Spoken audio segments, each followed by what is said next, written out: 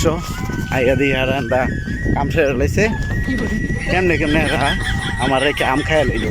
Hello viewers, আসসালামু আলাইকুম। আমি আছি আশরাফুল হোসেন মোল্লা। তো আমি আসছি নাজুল ভাইয়ের খোঁজে। শুনছি নাজুল ভাই এদিকে আইছে, নাজুল ভাইয়ের দেখতেছি। এই কি করতেছেন আপনারা?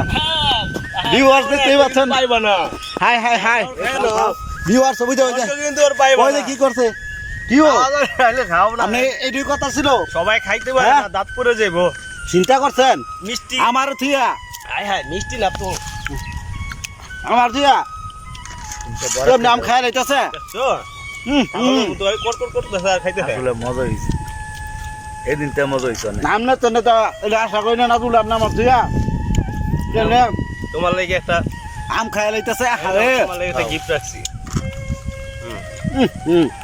সারাদিন ছাগলের মতো সেই স্বাদ, এত স্বাদ কেন?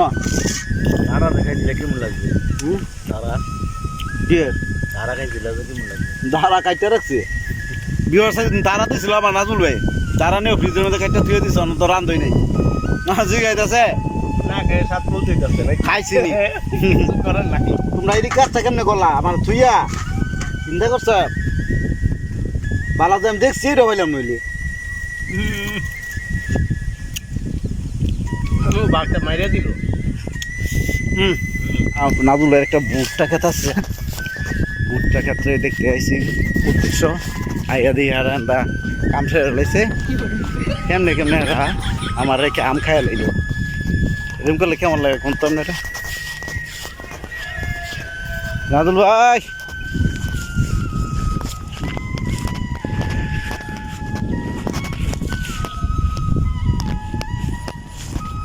নাজুল ভাই, আপনার ক্ষেত তো ভালোই হয়েছে, ভুট্টা ক্ষেত।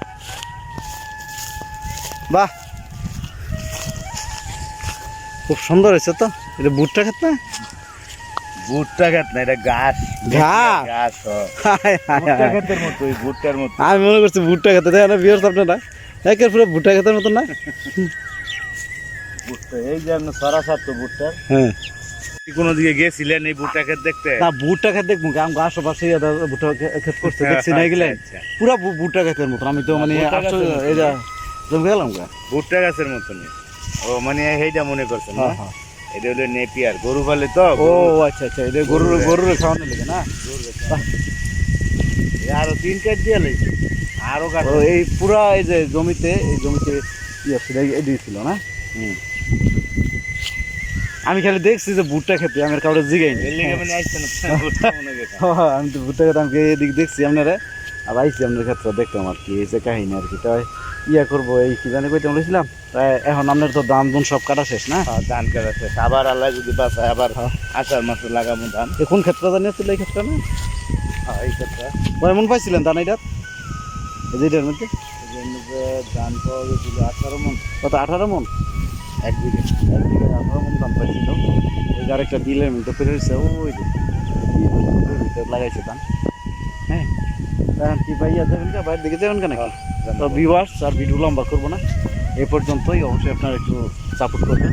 হ্যাঁ, যেহেতু গ্রামগঞ্জে সব কিছু ন্যাচারাল জিনিস আমি দেখানোর চেষ্টা করি। হ্যাঁ, আর আমার নিজের গ্রামের ভিডিও করতে খুব ভালো লাগে। তাহলে ভিডিওটা এখানেই শেষ করতে হবে। লং ভিডিও দেওয়া যায় না, এত 5 মিনিট 6 মিনিট হয়ে যায়।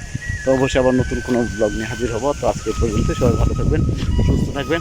আসসালামু আলাইকুম।